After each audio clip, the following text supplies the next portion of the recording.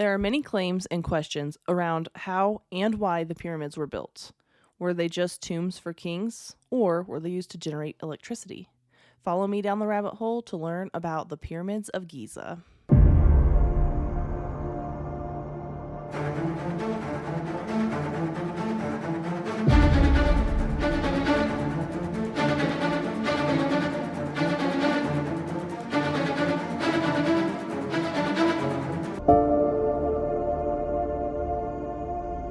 Hello, friends, and welcome back to the rabbit hole. I'm your host, Danny, and today we are talking about the pyramids of Giza. So, I've been kind of interested in this one for a little while. I haven't actually done it yet until today, but it kind of ties in with the Tartarian mud flood, also the Anunnaki. So, we're going to tie into both of them in the end.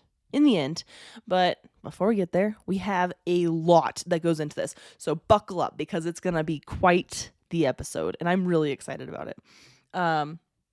So let's start with some history. Of course, we always start with history. So the Great Pyramids of Giza are located on a plateau on the west bank of the Nile River, just outside of Cairo, like just on the outskirts of Cairo, which Cairo is the capital of Egypt. If you don't know that, there you go.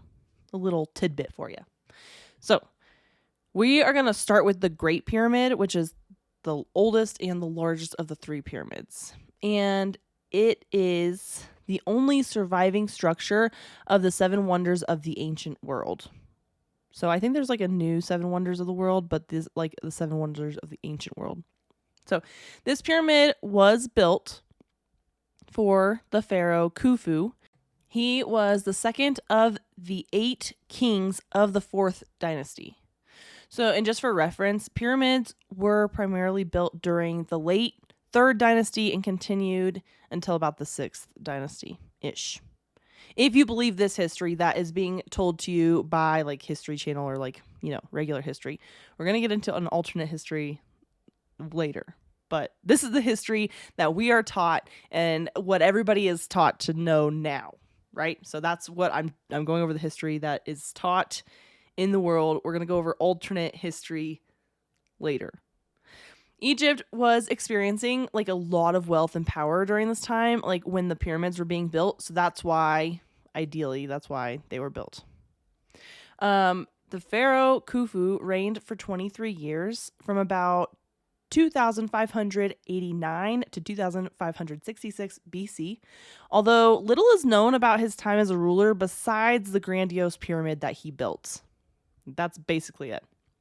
This pyramid, the base sides are about 755.75 feet, and the original height was about 481.4 feet tall. It's a little bit lower now because it's like lost some height. It's lost the tip. It's crumbled a little bit. It's old. So approximately 2.3 million blocks of stone, averaging 2.2 tons each, were used to build this Great Pyramid. That's a heavy pyramid. At first, it was believed that about 100,000 men were used to build this, but now they believe it's more like 20,000 men. And this is going to be the pyramid that we kind of focus the most on, the Great Pyramid. The other two pyramids of the pyramids of Giza matter not really for this conspiracy. We will get into the Sphinx a smidge, but not like a whole lot. And then there's a lot of pyramids built in Egypt. This one's the most important, and we'll get into it. The middle pyramid was built for Khufu's son, Pharaoh Khafre. This is the second tallest pyramid, and it has like a unique feature because built inside the pyramid complex is the Great Sphinx. It is a guardian statue carved out of limestone with the head of a man and the body of a lion. The Sphinx is about 240 feet long and 66 feet high. And the nose is missing from the Sphinx, and it has never been found, and nobody really knows what happened to it. So that's interesting because I tried to look it up. I was like, when did the nose go missing? What happened? Some people say that like Napoleon and his army did it, but then there's like pictures predating Napoleon's army and the Sphinx didn't have a nose then either. So it's a mystery. Nobody knows. And I mean, the fact that they've never found it, I guess it could have been destroyed, right? It's just limestone, but I don't know. Like, nobody really knows what happened to it. The smallest and most southern of the Great Pyramids of Giza was built for Khafre's son, Menkaure. Again, guys, I do my best with these names. If they're right, they're right. And if they're wrong, well, they're Egyptian. And I'm American. Very American, if you can't tell. So this pyramid stands only 218 feet tall. That's all we have about that pyramid. I mean, that's it. So the pyramids were built as tombs for the pharaohs. That's what we know. We know that that's not what we know. That's what we have been sold our entire lives, is that the pyramids were built as tombs for the pharaohs. It is believed that the pharaohs were chosen by the gods and were somewhere between like the human and the divine. So they weren't like actually gods, although they definitely treated them like gods on earth, but they also weren't like 100% human either, which is what the Egyptians believed. The spirit of the king remained with the body after death, so they had to be mummified to properly care for the spirit, or their ka is what it's called. The pharaohs would also be buried with like everything they might need for the afterlife, to include like gold vessels, food, furniture, things that you would need to live, because the afterlife doesn't provide that for you. I don't know much about Egyptian like religion. Anyway, this is why tomb robbing was such a problem, because people wanted to go and take the gold that was left behind like with the pharaohs, right? Or their furniture or whatever they could find. In fact, in the late 1800s, early 1900s, it was actually really popular to like buy a mummy and then put it on display in your house like as a show of like wealth. And so people would buy them like all over Europe. People were buying them. In America, people were buying them. Like a lot of mummies came like to places this way. So when you're thinking about like, where did mummies come from? The ones in your museums, they might have just come because somebody decided, some rich guy back in the early 1900s was like, I want a mummy for display. They even went as far as to like strip the limestone coverings from the pyramids, which we're going to get into that too. And that caused the pyramids to lose height. That's what they say. But I think that they could have lost height for another reason. And we'll get we're going to get into it, I promise. So let's get into the theory. So what if, instead of being built as a tomb for the pharaohs, these Great Pyramids had a different purpose? Specifically, the Great Pyramid. So the biggest one, the one that you're thinking about like in your head, the biggest one, built for Pharaoh Khufu. What if it wasn't built for him at all? Like, I mean, maybe he had it built. I don't know if he had it built. I'm not going to default to that because it could have been anybody. But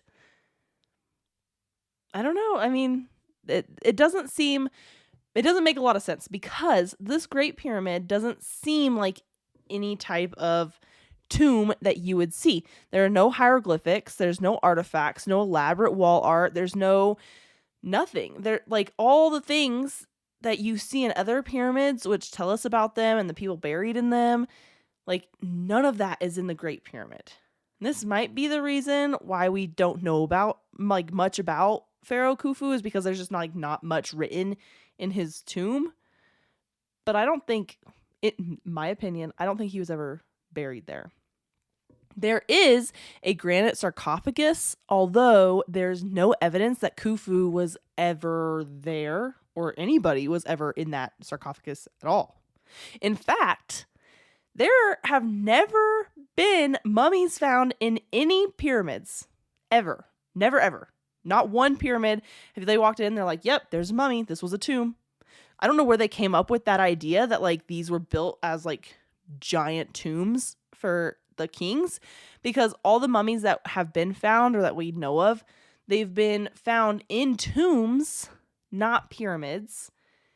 Either near pyramids or like around them, but never like in a pyramid, like in a tomb. Which makes sense. You would put a mummy in a tomb. I thought that was really interesting, because our entire lives, they're like, yep, pyramids are tombs for kings. And now they're like, well, yes, they still are. We're not backtracking on that. We just actually like have not found a mummy or like a king of any sort in any pyramid ever. So that's interesting. Really blew my mind when I was like, that can't be right. I did research. It's right. I did it. I looked into it. There's no. So whether they have been removed or were never there, I can't answer that question because like mummies were really popular to buy. And so all these tombs were raided a lot back in the day. I don't know. So I went as far as to like call my local museum because I was like, this can't be right. This can't be true. Because I've seen the mummies there. I've gone to the museum a million times and I've seen the mummies. So I was like, hey, can you guys like tell me where your mummies came from? And basically all I can say is that they came from somebody, but they are more likely found in a tomb than a pyramid. They don't know exactly where they were found because of the way like they were bought to be on display in somebody's house, and then they were given to a museum, which then gave them to our local museum here, like on a permanent loan, and that's how they ended up here. So they don't actually know where they came from, like what if they were in a tomb or a pyramid. And I asked the question. I was like, I mean, this is gonna sound silly because I know that both the mummies we have here are females, but there are 3 smaller pyramids just outside the Great Pyramids that were built for queens. And there is a queen's chamber in the Great Pyramid. There's a king's chamber and a queen's chamber. So if one of these female mummies that we have at our local museum was a queen, she could have easily been in a pyramid. Like, that's totally reasonable to think. Anyway, back to these pyramids. So ancient Egyptians, as I said earlier, considered the pharaohs godlike. In a lot of places it says they considered them to be gods, but I'm not going to go that far because I don't know exactly, so I'd rather be godlike than exactly a god. But the Great Pyramid doesn't seem to be set up for a god. So if you're considering these like to be walking like god creatures on Earth, and that's who's ruling your country, wouldn't you make their extravagant, gigantic pyramid extravagant and like beautiful on the inside as well? Did you know that over 40% of Americans have a hard time swallowing pills? So when it's time to take your vitamins, large capsules and pills are out of the question. We know that gummy vitamins exist, but they're full of sugar, they get stuck in your teeth, and they only contain a fraction of the nutrients you need. Luckily, Easy Melts has discovered the ultimate vitamin sweet spot. Vitamins that melt in your mouth, taste like a treat, and are packed with nutrients ready for absorption, all without an ounce of sugar. For a limited time, Easy Melts is giving listeners a free 3-month supply of vitamin D3 with their first purchase. To claim your free D3 vitamins, visit try.easymelts.com/spring24. That's melts.com/spring24. Say goodbye to the old way of taking your vitamins and say hello to the easy way. Menopausal and perimenopausal women, listen up. It's time to take control of your health and comfort, and Winona is here to help. Winona is a telemedicine company for menopause care who believes that your symptoms are real, important, and deserve to be taken seriously. And for many women, this starts with hormone replacement therapy. Winona's HRT is made with plant-based, bioidentical hormones rather than synthetic ones, so it better aligns with your body to offer relief from hot flashes, weight gain, and other uncomfortable symptoms. 80% of women who use Winona find relief within just 90 days. So, what are you waiting for? Get started today. Visit buywinona.com today to start your free visit. With free shipping and the ability to pause or cancel at any time, your path to wellness has zero obligations. Use code SPRING24 at buywinona.com for 25% off your first treatment plan. That's BYWINONA.com for 25% off. Winona. Menopause care made easy. Like, it has, like, the pyramids, they have super small chambers. They're not huge. They're not extravagant. They're really narrow shafts. Again, no markings. If this was a god, like, the chambers would be marked all up. Be like, this was a fantastic king or whoever. But there's none of that. And whoever built these pyramids did a phenomenal job, like a disgustingly beautiful job, because they built this thing within 1/15 of a degree of true north. So we're going to get into all the measurements, all the different things, because it's amazing how they did this. I'm not saying that the ancient Egyptians did not build it. I'm just saying that maybe if they did not build it, whoever did build it did a phenomenal job. The base is leveled within 3/4 of an inch. Although somewhere else I saw that it was within like 5/8 of an inch. So give or take an eighth of an inch. And each side is within 2 inches of the others, because a pyramid, like the sides, the base sides would all be exactly the same because it's a square. Well, they're within 2 inches of each other. And when you're talking about 755 feet, like that's amazing. Within 2 inches. This pyramid is 99.98% accurate when you look at those couple things. That means, like, today, we couldn't do that without a laser level, like modern technology. Like, it's damn near perfect. It's beautiful. But like it gets even more amazing. It's crazy. The architecture that went into this is phenomenal. I feel like I could have been an architect in another life. I'm like blown away. So during the equinoxes, you can see that the pyramid does not have 4 sides, which a pyramid would, right?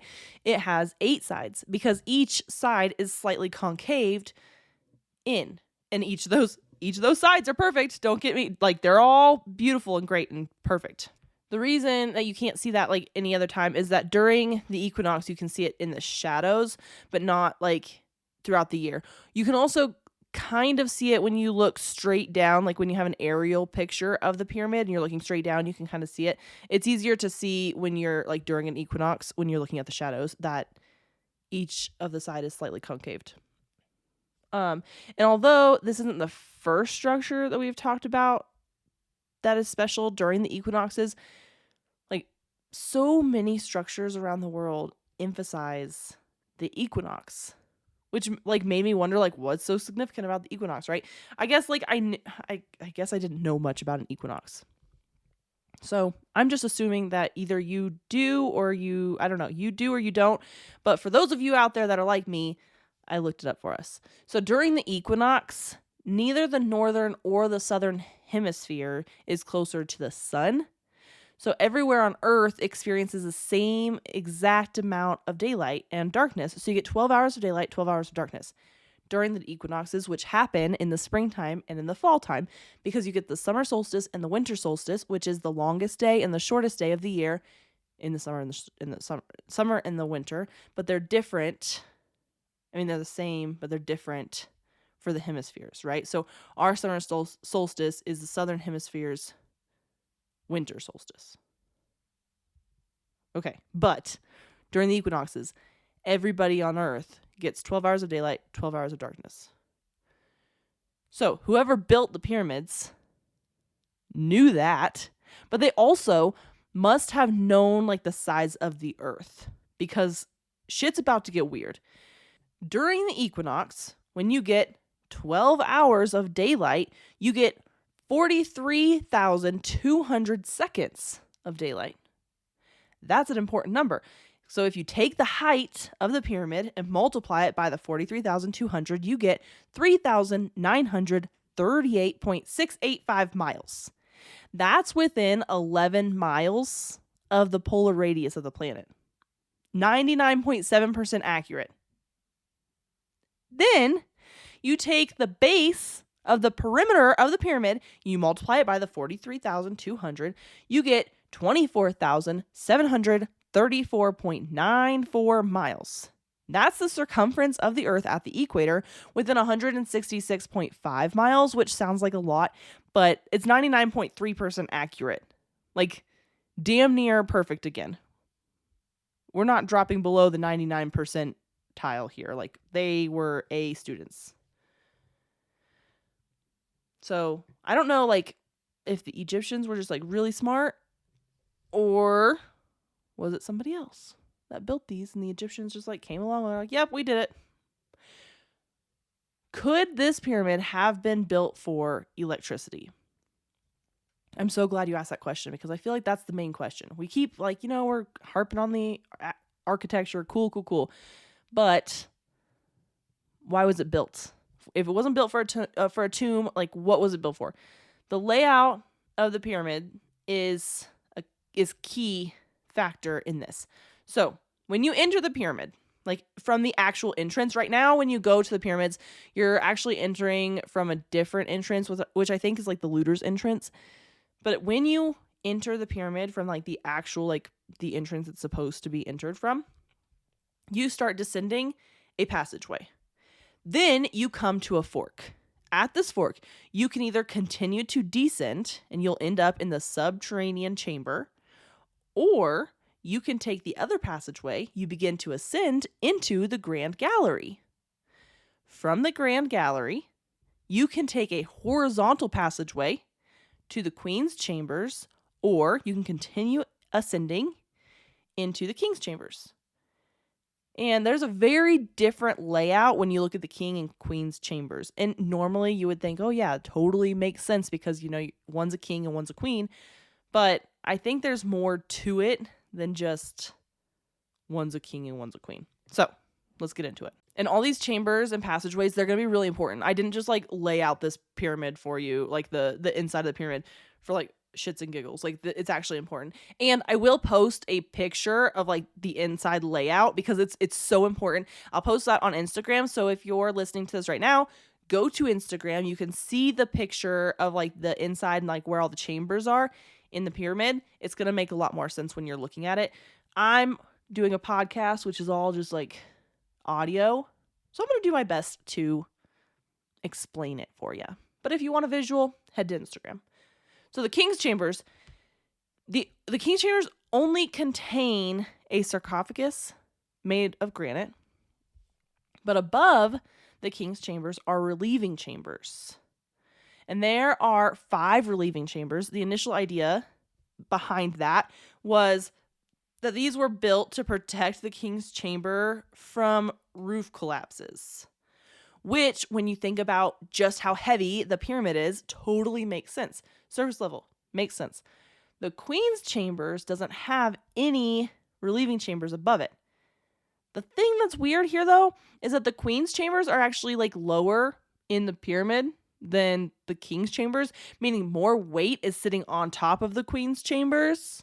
But they didn't put any relieving chambers on top of that one. And there's plenty of room in the pyramid to do so. Seems a little odd, but okay. Both the King and Queen's chambers have air shafts running in like a V shape. It's not perfect V, like a V-esque shape towards the exterior of the pyramid. And the Queen's air shafts don't quite reach. Not that they don't quite reach. I think they do go all the way to the exterior, but they have been capped off, which will make sense like in just a minute when we get there. So, and then you have the subterranean chamber, which is also known as the pit. It's about 89 feet below the base of the pyramid and was cut out of the bedrock. But again, the subterranean chamber doesn't have any relieving chambers above it either. Just like living down there below the Earth's surface, below the pyramid. I mean, I don't know why the King's chambers needed the relieving chambers, but there might be a reason. So when the pyramids were built, they were covered in white limestone. This white limestone came from like 500 miles away. Like, I don't know how they got it all the way to Cairo to build these. It wasn't Cairo then, but like all the way to build these pyramids, especially when they don't have any modern technology. It's not like they're running trucks 500 miles to bring this limestone. Nope. And when I say covered, I mean like you couldn't even see a seam in the pyramid. Like it looked perfect. Like it was all one piece. But this limestone that they brought in to cover the pyramid was special because it had no magnesium in it. And limestone is a fantastic insulator. It's a beautiful insulator. Inside the pyramid, Most of the pyramid is covered in rose granite, which is super high in quartz. Like, I saw some statistics like 85% of the inside was like had quartz. Rose granite is not found in this part of the world either. So that too had to be brought in from wherever they found it, because it had to be this special granite that had this quartz in it. But when quartz is moved, like when you agitate quartz or you like apply pressure to quartz, it has some really, really cool properties. I'm not saying like when it's moved, like, I mean, yes, physically, but I don't mean like from point A to point B. I just mean like it's agitated or pressure is applied, like it's moved in that sense. These really cool qualities of quartz, one of which is called piezoelectricity, is really important. So one side of the quartz will have a positive charge while the other has a negative charge. Excuse my dog out there. So if you connect the two sides, you get an electrical circuit. How neat is that? So basically, when applied with enough pressure, quartz can be a battery. That's kind of cool. But once the pressure is gone or like the quartz stops moving, it just returns back to neutral and it's totally fine. It's like just like another rock. So kind of cool. I didn't know that about quartz. I'm learning so many things in this episode. So the chambers and shafts were built of this granite that had a lot of quartz in it. And that's really important. I feel like I keep saying these things like I'm building up, but I just can't get all the information out fast enough. So Christopher Dunn, who has studied ancient Egyptian engineering and has like 50 plus years of aerospace like background, he believes that electricity was for sure in the pyramids, and it's not just like a theory. He believes 100% that it's true. So the process is as follows. This is what Christopher Dunn, he believes in his whole heart, and he talks about it all the time, that this is how it worked. There are aquifers below the pyramid.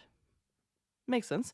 So there's water that moves through the cavities and the sound waves are created. The frequencies of these waves resonates with the Earth's vibration. And as these waves moved through the pyramid, a process is used to magnify, focus, and convert the sound into energy. It sounds real. It's really cool. I don't know, like, this is like crazy science fiction things. So the Queen's chamber was used for a chemical reaction that created hydrogen. We know this because in the air shafts, there's traces of chemical reactions. Imagine that. So the northern shaft has traces of hydrochloric acid, and the southern shaft has traces of zinc chloride. And when these two are combined, it creates hydrogen. So they had people, I'm assuming, pour these down, like these two chemicals down each shaft, and then I think that's why they're capped off, is because these chemicals would go down these shafts. Cap them off. And then in the Queen's chambers, you're getting hydrogen. This gas, the hydrogen gas, would then flow from the Queen's chambers through the horizontal passageway into the Grand Gallery. But of course, the Grand Gallery is made of this granite, which has a lot of quartz in it. So as the hydrogen builds up and it compresses the granite, it creates basically like electricity. The electricity ionizes the air, which increases conductivity. Inside the Grand Gallery were these resonators, and these there was like 27 of them, or 28 pairs. They're pairs, so I think there's 27 pairs, and these resonators would vibrate and emit sounds, and the hydrogen atoms would then rearrange themselves and be in harmony with these sound waves. This is like really cool. So the sound waves would further disrupt the quartz in the granite and create even more electricity, because now we have like the pressure from the hydrogen but also the sound waves. So you've got a lot of movement and a lot of pressure disrupting the quartz, which is causing more and more electricity. Acoustic engineers have done research into this and know that the gallery resonates at 440 hertz, and it also naturally emits an F-sharp chord. So if you don't know what an F-sharp chord is, If you have a Mac or you've ever heard like a Mac turn on and you have that like bum sound at the beginning, that's an F sharp chord. These are said to resonate in harmony with the Earth's natural vibration. And this vibration primarily comes from the tidal energy created from the moon's gravity on our Earth. So it's really cool how it's all kind of like working together. So there is a conspiracy about 440 hertz, that this frequency can control the minds of people, which I haven't covered that. Might be an episode in the future. I had a request for next week, so I can't do that one next week, but maybe in 2 weeks I'll have this one done. So anyway, in the early 1900s, the Rockefeller Foundation had the standard tuning pitch set or like changed to 440 hertz. And it was actually quite the like controversy because a lot of people thought that it should be 432 hertz, but the Rockefeller Foundation got involved. And of course, every time, like we know that nothing good ever comes like when the Rockefellers get involved. So 440 hertz is what it's set at now as like our tuning standard. Well, if the conspiracy is true, which again, I haven't covered yet on this episode or on the show, but I will cover it. And this standard tuning pitch controls minds, then maybe that could be like why music affects us so much. But anyway, that's a whole nother episode, not here. So you have this grand gallery that's resonating at 440 hertz at an F sharp chord. At the top of the grand gallery is a small shaft that leads to the king's chamber. The opening of the shaft is 8.4 by 4.8 inches, and it's the perfect size to allow hydrogen microwaves to pass through it. The vibrations energized and converted the hydrogen gas into microwaves. So you have so much going on in this grand gallery all at the same time because the sound is affecting the hydrogen and the sound are both affecting the quartz. So you've got lots of different things going on. Well, the king's chamber also resonates at 440 hertz and an F sharp chord. There's something about it. There's also evidence that hydrogen was fed down the northern air shaft into the king's chambers, and then it collects the energy that is accumulated in the chamber and directs it out the southern shaft. So all that energy that's been building up, it's now shooting out the southern shaft of the king's chambers. I said earlier that the relieving chambers above there are relieving chambers above the king's chamber.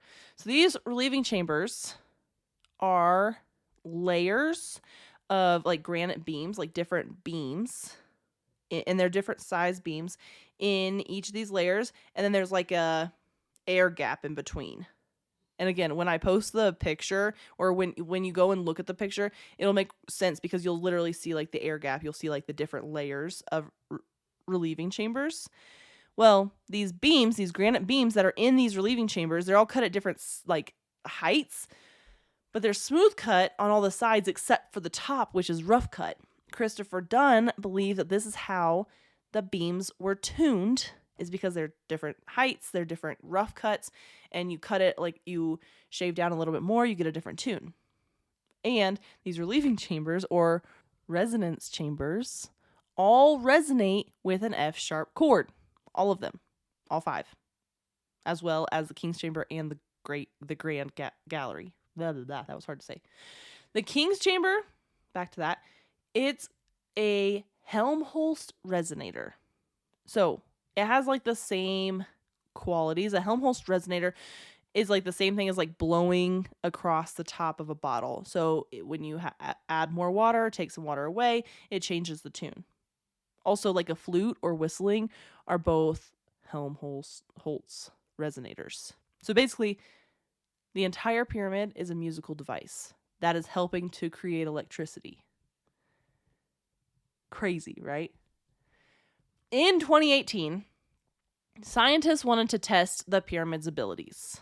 So they used radio waves at different frequencies to see if the pyramid would interact with electromagnetic waves of a resonant length. The experiments proved that in a resonant state, The pyramid can concentrate electromagnetic energy in the internal chambers that extends below the base of the pyramid, like down into the earth. The resonance in the pyramid can be caused by radio waves between 200 and 600 meters in length, although the closer to 200 meters, the more dramatic the effect was. In 2019, Eric Wilson of the Rolls-Royce Corporation, which I thought was like strange, why is Rolls-Royce looking into this, but whatever, published a paper called Large Scale Thermoacoustic Generator. And this paper explains how when granite and other rocks are vibrated, electrons will move through the rock and up to the surface. He explained this using like a mountain, which makes sense because you're going to have granite and other rocks in a mountain, but a pyramid would have the same effect. So using this information, we know that the science and music would create a power generating machine. So does this mean that the ancient Egyptians were generating unlimited free energy? And like, how did they disseminate this energy? Well, that's where Nikola Tesla comes in. Okay, I know what you're thinking. Nikola Tesla was not an ancient Egyptian. He wasn't, I promise. He was not. But he can help us explain this phenomenon. So, I bet that the Egyptians, or I don't even want to say Egyptians, whoever was using the pyramid to generate power was doing it the same way Nikola Tesla was trying to do it. So Tesla created the Wardenclyffe Tower, or it's also referred to as the Tesla Tower. It's Wardenclyffe Tower because it was built in Wardenclyffe. At the time of the creation of the tower, Tesla had already proven that he could transmit high-frequency signals without a wired connection using Tesla coils, which led him to like wanting to wirelessly transmit energy throughout everywhere. Like there's literally like a picture of like a bunch of light bulbs on the ground, and his Tesla coil lights up, and then it lights up all these light bulbs without them being plugged in. Well, he built this tower on top of an aquifer with copper and iron rods extending down into the water. When the electricity was sent into the tower, it was to be transmitted around the world through the atmosphere, which we know works because lightning, duh. So Tesla's projects, which would have been amazing and world-changing, they were shut down because, well, it's free energy.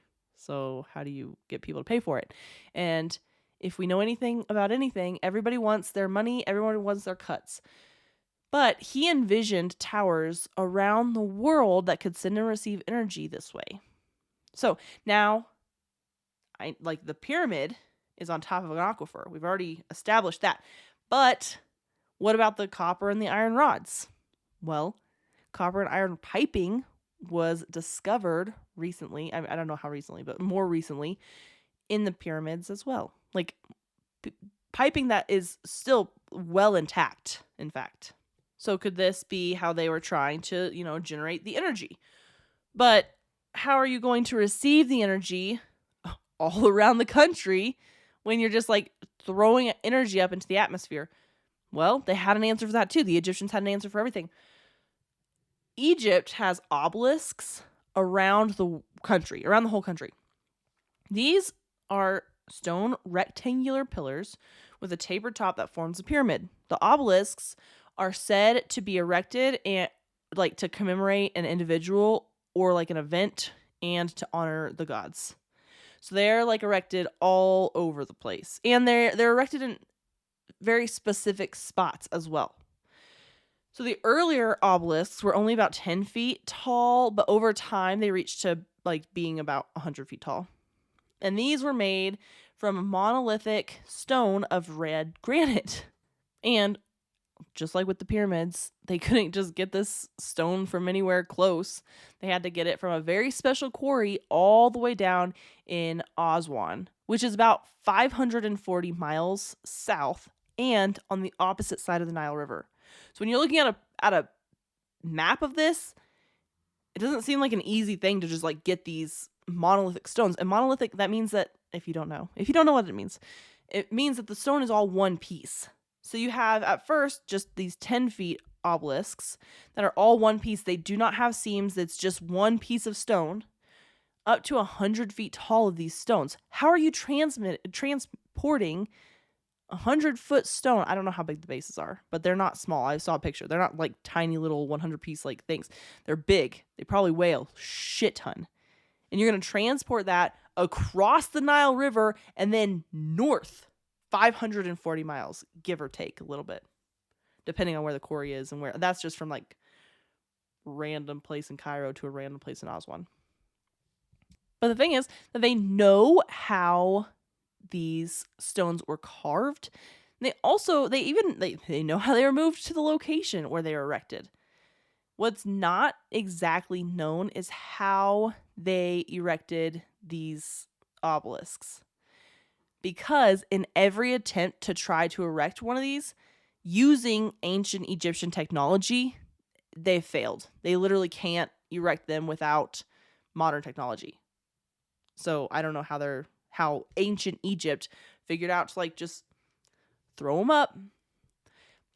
But what's really cool is that these obelisks, it's widely believed that they were like lightning rods to absorb energy from the heavens, because they were capped with electrum, which is like a metal made of gold and silver, and it was the cap of all these obelisks. It's also believed that the Great Pyramid was capped with this as well. So it was all limestone on the outside of the Great Pyramid and then capped with this electrum. Again, back to Christopher Dunn. He's got all the answers for this. He believes that the Great Pyramid generated the power and then distributed it throughout the country, like through the atmosphere, and then it was absorbed via these obelisks, like what Tesla was trying to do so many years after the Egyptians. And it's obvious, like, it's been proven that it can happen, it can work. But I don't know. We don't have it. We don't have the technology available. Not for lack of trying. Tesla tried. So why did they stop producing energy? If they had all this free energy, they were doing all these amazing things. They had like this like advanced technology for the time. What happened? You guys ask the best questions. So there's evidence that something went very wrong in the pyramid, along with traces of the hydrochloric acid in the southern shaft, and there are traces of sulfuric acid. And then in the northern shaft, there is zinc chloride, but also ammonium chloride. If you combine sulfuric acid with ammonium chloride, you get an explosion. This is why you don't mess with chemicals at home, because you don't know what you're doing. Maybe. But if you start to Google these things, they will probably put you on a list. So ask me to do it, because I'm probably already on a list because of the crazy shit I Google to find answers for this podcast. Okay, so due to the shape of the structure, typically an explosion can be pretty controlled. Because of the pyramid, you can control an explosion on the inside. But in 2001, they discovered scorch marks on the ceiling of the Grand Gallery above where the resonators would have been. And in the king's chambers, there were cracks that were found in the granite beams. And the walls in the king's chambers have been pushed out over an inch. At first, it was believed that this was caused by a natural disaster, maybe like a earthquake or something. Even potentially an asteroid, maybe. But that doesn't make a whole lot of sense, because the damage was only found where highly compressed heated hydrogen flowed. It wasn't found all over. It was only found in very certain spots. An earthquake would affect the entire pyramid. It wouldn't just affect the Grand Gallery with scorch marks. How are you going to get scorch marks from an earthquake, you know? And also, it takes a lot of pressure to move tons and tons of granite out an inch. Imagine how much granite you're pushing out an inch. That's a lot. So, here are some issues that we come across. The Egyptians recorded their history super well. They were actually really good about it, which is why we know so much about them. But the problem is they didn't ever record using electricity, nor has any evidence ever been found that they had electricity. Like no light bulbs, no nothing that we can like point to, be like, oh, look, yes, it makes all the sense. Some do believe that the pyramids weren't built by the Egyptians, but found. Could this be the Tartarians? Because a lot of that stuff was like found, right? Or the Anunnaki. I mean, maybe either theory could make sense, because both were said to have been like races of superior beings that were like technologically advanced. But I don't know. Maybe you believe that they're both the exact same, like the Tartarians and the Anunnaki are the same, and that's what you believe, then it all makes sense. However, a lot of evidence points to the Giza complex being built around 13,500 years ago, not 4,500 years ago. So the 3 pyramids, they line up perfectly with Orion's belt from 13,500 years ago, not 4,500 years ago, which it is assumed that these pyramids were built in conjuncture with the constellations and with the equinoxes and with, the constellations, the stars. That makes sense, right? If you're going to go that way, sure, let's do it. Let's go all the way. The Sphinx points due east. And 13,500 years ago, the constellation that rose in the east on the equinox was Leo. So you've got a lion looking at a Leo constellation. I mean, you can't get any more clear than that. As well, the Sphinx shows signs of water erosion, but for the last 400 or 4,500 years, Egypt has been pretty hot and dry. Lots of sun, sand, not too much water. Although, you could say, well, the complex is near the Nile River, so maybe the river flooded.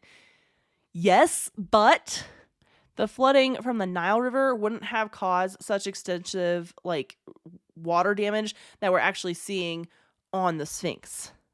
But water rushing at such speeds to cause this type of erosion happened at the end of the last ice age, around 9,700 BC. You had rapid floods, and they occurred all over the world because the ice age, glaciers melted quickly. And maybe this wiped out the civilization that was there before the Egyptians. If you think about basically any religion, any story ever that talks about history of humans, almost every single one of them has this story of a flood, a great flood. There are some speculations and some conspiracy theories that the flooding from the ice age, the ice age didn't just melt over 10 years or over 100 years or whatever, that it melted in a day and caused significant flooding, which would also be the flooding that wiped out Atlantis, the lost city of Atlantis, and all these other lost cities and lost civilizations. The flood wiped them out. So whoever built the pyramids could have been wiped out from this flood, which would also explain the erosion from the water on the Sphinx. It all makes sense if you put it together in that way. But why can't both things be true is my question.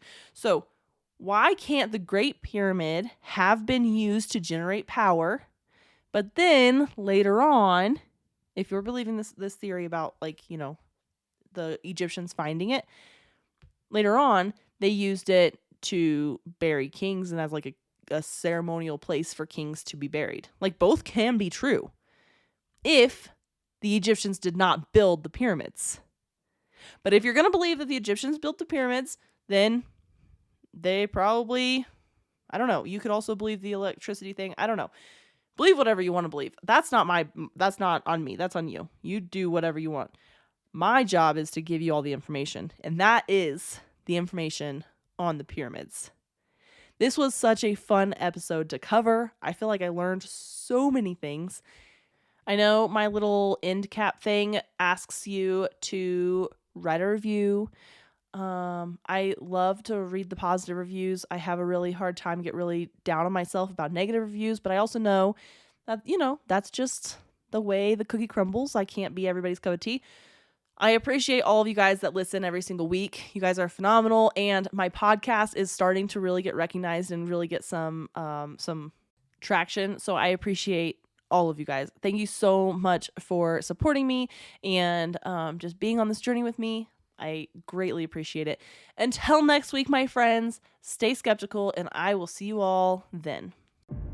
Hey friends, The Rabbit Hole is an independent podcast with everything you hear done by me, Danny Mercy.